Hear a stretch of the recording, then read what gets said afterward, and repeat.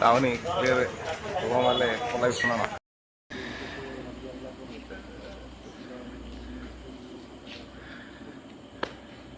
ଆପଣ ସାରିକି ଆସୁନାହାନ୍ତି ସକାଳୁ ଟିକେ ପଳେଇବେ ହଁ ମୁଁ ପଳେଇ ଆସିବି ସକାଳୁ ମୁଁ ଟିକେ ବାଗଉଥିଲି ସକାଳୁ ହେଲା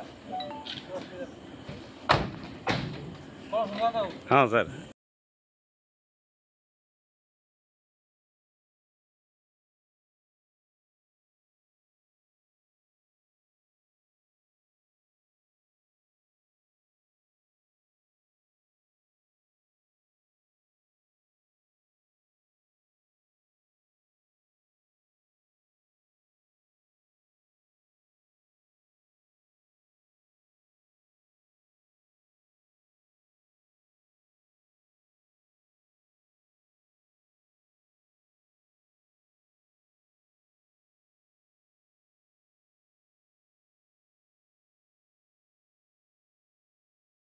ଭାଷୀ ପ୍ରଧାନ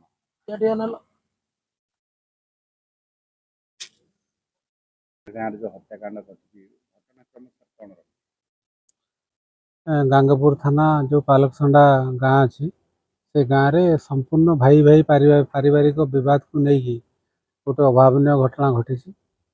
ଅଭାବନୀୟ ଘଟଣାଟା ହେଉଛି ଆଜି ଅପରାହ୍ନ ସମୟରେ ଯେତେବେଳେ ଭାଉଜ ଯିଏ ମୃତ୍ୟୁବରଣ କରିଛନ୍ତି ଭାଉଜ ଭାଷୀ ପ୍ରଧାନ ସିଏ ଏବଂ ତାଙ୍କ ପୁଅ ହୀନ ପ୍ରଧାନ ତାଙ୍କର ଛେଳି ଗୋଠ ନେଇକି ପାଖ ଗାଁ ପାଖକୁ ଛେଳି ଚରାଇବାକୁ ଯାଇଥିଲେ।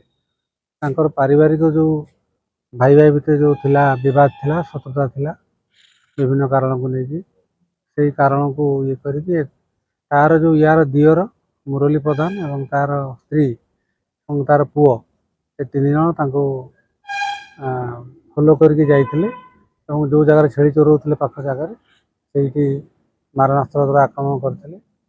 ଭାଷୀ ପ୍ରଧାନ ଏବଂ ତାଙ୍କ ପୁଅ ହୀନ ପ୍ରଧାନକୁ ଭାଷୀ ପ୍ରଧାନଙ୍କର ଘଟଣାସ୍ଥଳରେ ମୃତ୍ୟୁ ହୋଇଥିଲା ଏବଂ ହୀନ ପ୍ରଧାନ ଏବେ ଚିକିତ୍ସାଧୀନ ଅଛନ୍ତି ହସ୍ପିଟାଲରେ ଭଲ ଅଛନ୍ତି।